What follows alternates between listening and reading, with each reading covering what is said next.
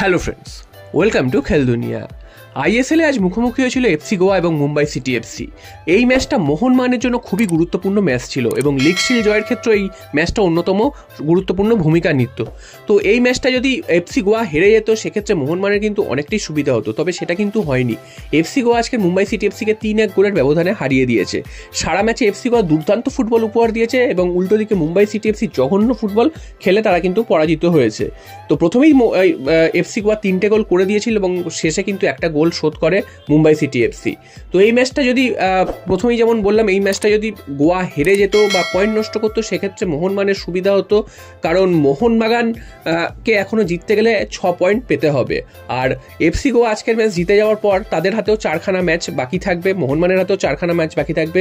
FC Goa এই মুহূর্তে 20 match খেলে 39 এবং মোহনবাগান 20 ম্যাচ খেলে 46, অর্থাৎ 7 পয়েন্টে মোহনবাগান এগিয়ে রয়েছে। তবে এফসি গোয়া এখনো অবধি যদি প্রত্যেকটা ম্যাচ তারা নিজেদের ম্যাচগুলো জিতে যায় সেক্ষেত্রে তারা 51 পয়েন্ট অবধি হাইয়েস্ট যেতে পারবে। আর মোহনবাগানকে পেতে হবে কিন্তু 52 পয়েন্ট, কারণ 51 পয়েন্টও যদি মোহনবাগান পায় সেক্ষেত্রে এফসি গোয়ার সাথে মোহনবাগানের সমান পয়েন্ট হয়ে যাবে এবং এফসি গোয়া যেহেতু ফার্স্ট লিগে মোহনবাগানকে হারিয়ে রেখেছে সেজন্য কিন্তু এফসি গোয়া চ্যাম্পিয়ন হয়ে যাবে। তো সেক্ষেত্রে মোহনবাগানকে যেভাবেই হোক 6 পয়েন্ট পেতে হবে।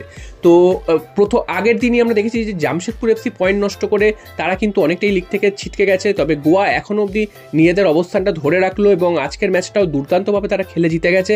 আর মোহনবাগানের অপেক্ষা বাড়ালো, এটা বলাই যায়।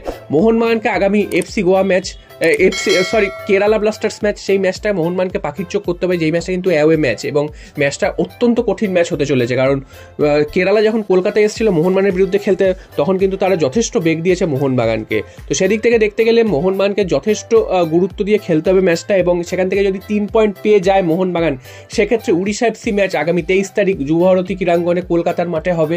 সেই ম্যাচটাতে যদি জিততে পারে তাহলেই মোহনবাগান লিগ চ্যাম্পিয়ন। তো তার আগে অবশ্যই মনে রাখতে হবে যে কেরালা ব্লাস্টার্স ম্যাচকে মোহনবাগান জিততেই হবে, 3 পয়েন্ট পেতেই হবে।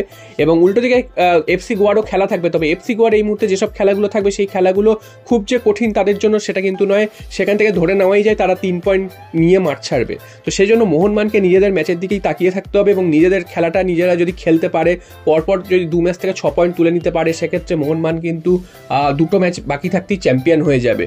তো এখন এফসি গোয়ার দিকে আর তাকিয়ে লাভ নেই, মোহনবাগানকে চেষ্টা করতে হবে নিজেদের ম্যাচগুলো থেকে যাতে পয়েন্ট তুলে নিতে পারে। এবং মোহনবাগান যদি এই ম্যাচগুলো থেকে পয়েন্ট নষ্ট করে সেক্ষেত্রে কিন্তু শেষ দিকে গিয়ে মোহনবাগান আবার চাপে পড়ে যাবে, যেখানে এফসি গোয়া আস্তে আস্তে উঠে আসবে। তো দেখা যাক শেষ পর্যন্ত মোহনবাগান নিজেদের চ্যাম্পিয়ন কবে, কত ম্যাচ আগে নিজেদের চ্যাম্পিয়ন তৈরি করে নিতে পারে সেটাই কিন্তু এখন দেখার।